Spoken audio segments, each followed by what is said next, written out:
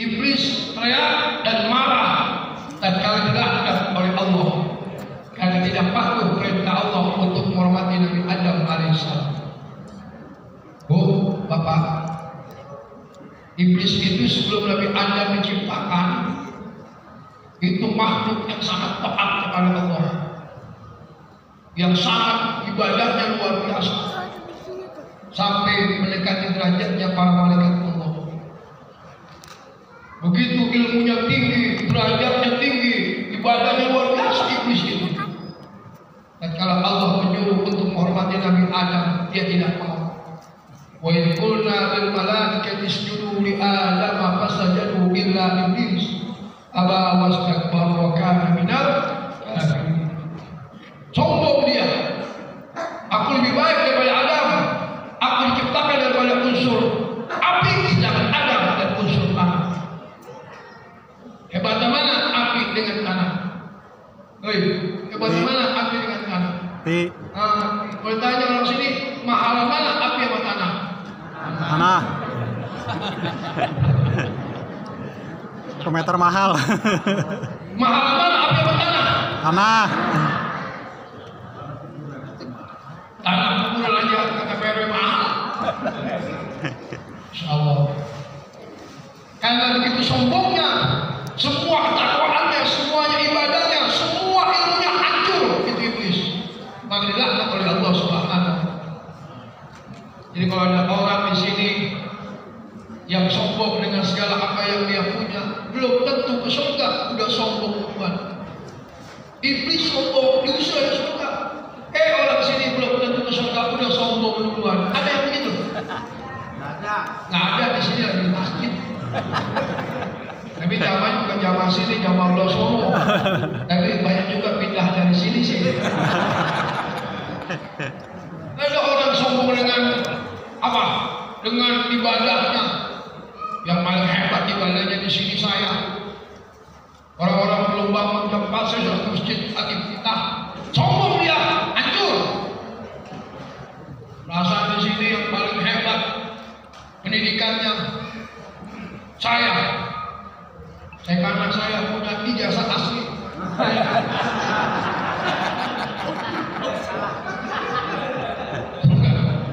Yang mana yang lain nggak ada yang melebihi daripada status sarjana saya. Hancur ilmunya. Kalau pengen sombong ibadah, lebih hebat ibadahnya iblis. Kalau dia sombong dengan ilmunya, ada yang lebih tinggi ilmunya iblis. Nggak boleh sombong. Yang orang kaya sombong, Allah benci. Orang miskin sombong, enak.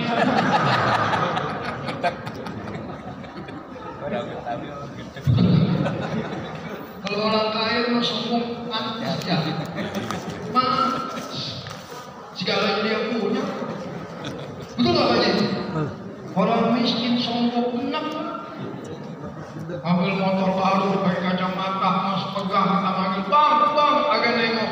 Sebulan jalan kaki lagi. Kenapa motor ditarik ke bendera? Miskin sombong.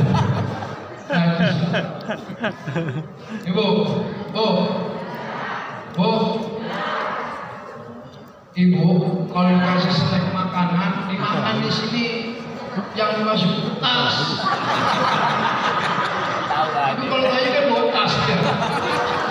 Kalau bawa ngaji langsung dimakan. Tapi kalau ibu memang bawa tas, tapi nggak boleh sujud. Itu tasnya surat Yasin, ya pedang, minyak wangi, itu waktu berangkatnya.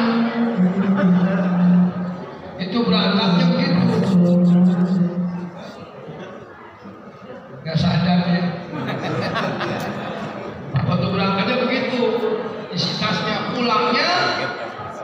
Nah,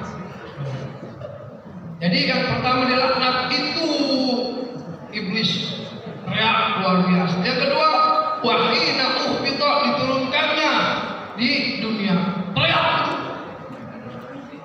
Lalu yang ketiga apa? Wahina wulida Rasulullah. Yang ketiga, iblis teriak marah, bencinya kepada Allah. Dan kali dilahirkan ya Rasulullah Sallallahu Shallallahu Alaihi Wasallam. Nih saatnya Nabi lahir itu iblis ya marahnya bukan main. Kenapa? Karena memang manusia yang paling dibenci oleh iblis adalah Rasulullah. Itu sudah patah. Nabi pernah bertemu dengan iblis, kata Nabi Muhammad, ya iblis, siapakah orang yang paling kau benci? Siapakah orang yang paling kau tidak sukai? Engkau ya Muhammad. Di depan Nabi langsung. Coba kalau saya ngomong sama Pak RW, RW, siapa warga sini yang Pak RW benci? Saya.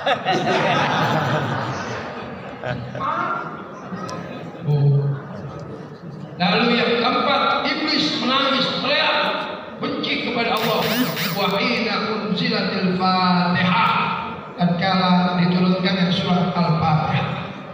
Kenapa? Dalam riwayat dikatakan kalau surat-surat yang lain iblis tidak menjerit, tidak begitu besar dengan Al-Quran, ya dengan surat yang lainnya. Tetapi pada saat Al-Fatihah diturunkan, iblis marahnya bukan main. Kenapa? Karena Al-Fatihah ruknun min arkanis shalah, rukun daripada rukun sholat. Jadi orang yang tidak senang dengan lahirnya Nabi, orang yang tidak bahagia dengan lahirnya Nabi, itu iblis. Jadi kalau ada orang di sini yang tidak suka dengan kelahiran Nabi, bukan maulid, dengan kelahiran Nabi, itu sama juga iblis. Jangan lagu-lagu begitu.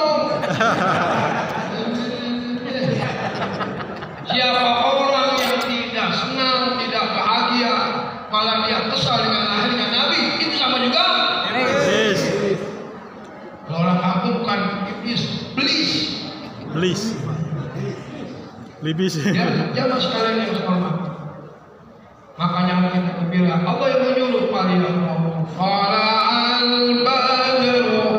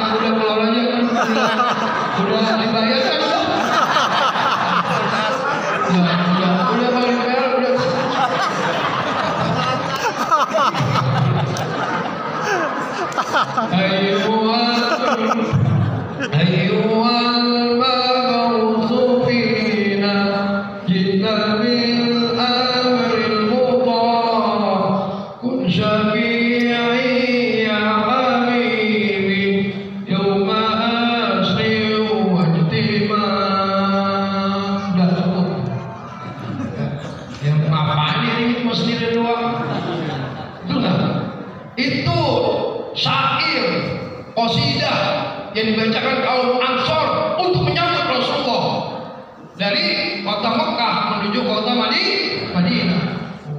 Allah al-badru alaina, masya Allah, gembira. Sedangkan kaum Ansor yang di Yasrib, namanya sebelum Madinah, itu mendengar bagaimana ada seorang sosok manusia yang melahirkan kota Mekah menjadi seorang nabi yang luar biasa. Dia belum pernah melihat nabi sebelumnya, tapi gembira di depan Allah Subhanahu wa Ta'ala. Gembira. Ya. Kenapa?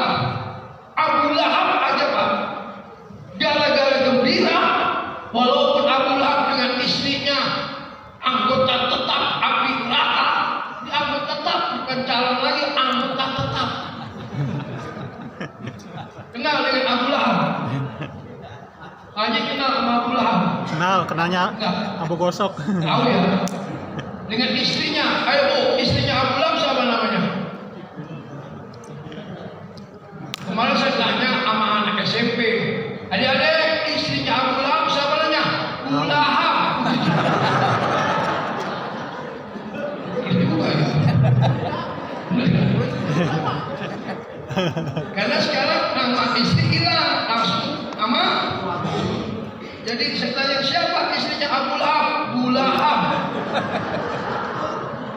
Namanya Ummi Jamilah atau Ummi Jamil, wanita yang cantik. Istrinya nama ibu, istrinya Nabi Zakaria siapa? Bu Zakaria. Susah. Dipikir-pikir lagi. Itu Abu Lahab sama Ummi Jamilah istrinya. Kan dia anggota tetap api neraka. Tapi setiap hari Senin Allah berikan keringanan. Allah berikan bonus. Allah berikan dispensasi. Ini apa bedanya? Ini apa ini? Sama aja. Beda. Apa sih bedanya ini? Ini di botol, ini di gelas, isinya sama nggak? Coba kalau ini Pak, kasih kopi masih mending. Sindiran. Kode minta yang berwarna. Kode. Pakai susu kan? Kode bukan.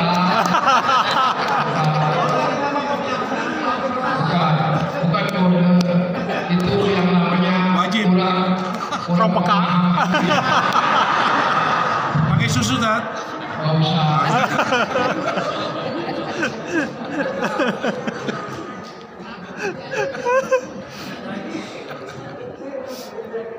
Bu, Pak, kata Peru dia nanya, ini tempat yang berapa? Tempat yang ketiga. Hari subuh di Masjid Agung mengajar rutin. Lalu tadi mengajar biasa dulu di pasar Ciputat mengajar ibu-ibu baru sini. Makanya kalau ada orang yang benci sama maulid, itu saya paling marah. Maulid haram, maulid bid'ah, haram. Itu sama juga merusak mata pencarian saya. Ya. Jujur ya. Terbuka.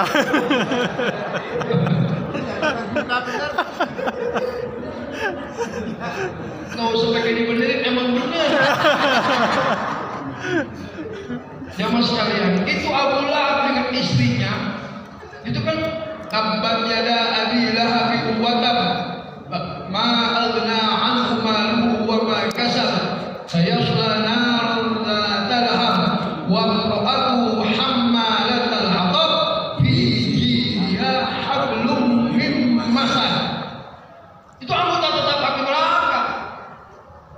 Tapi setiap hari Senin Allah berikan keringanan. Kenapa?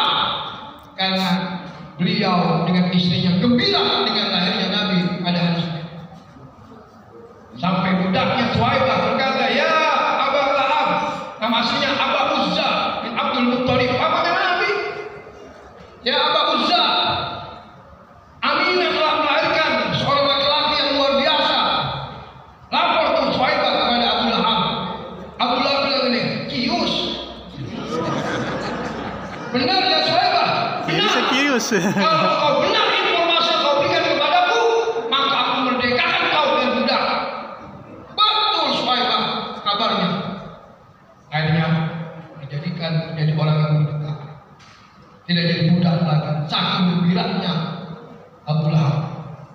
Dan Abu Lahab nyuruh Thuwaibah untuk motong sekor otak yang luar biasa, dibagikan daripada dagingnya ke orang-orang yang ada di sekitar Ka'bah.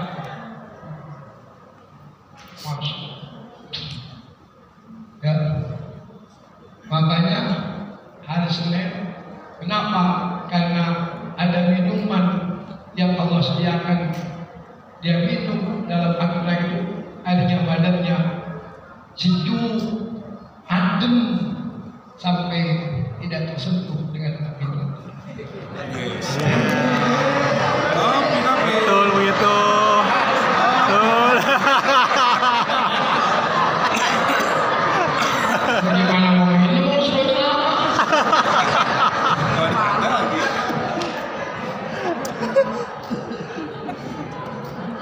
Oh, itu Abu Lahab saja, orang yang benci Nabi Muhammad, orang yang kafir kepada Nabi Muhammad. Setiap hari Senin Allah berikan keringanan siksa dalam neraka. Selasa, Rabu, Kamis, Jumat, Sabtu, Ahad habis dibantai oleh api neraka.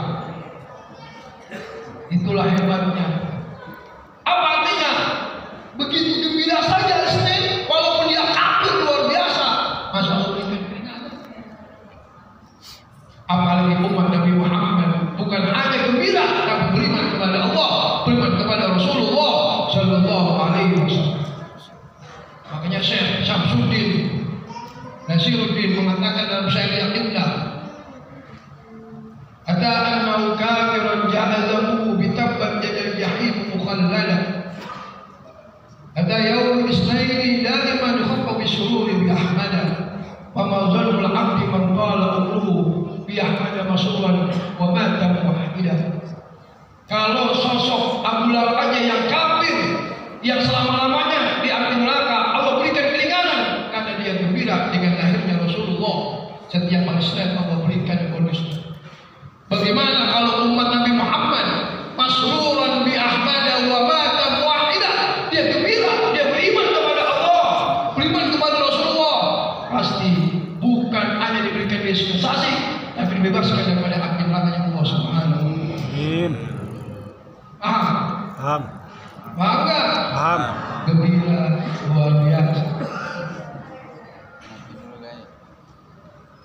Jamaah sekalian yang sholawat, dari perjalanan kegembiraan itu maka timbullah bagaimana Nabi, sosok Nabi yang bukan manusia biasa. Muhammadun basyarun wa laysa kal basyari wa huwa yaqut wa laysa baina abad. Yang kita peringati ini manusia yang istimewa, Pak. Manusia yang terbaik dalam ciptaannya, dalam akhlaknya, dalam sifatnya. Makanya Allah memuji, wa innaka la'ala khuluqin 'adzim.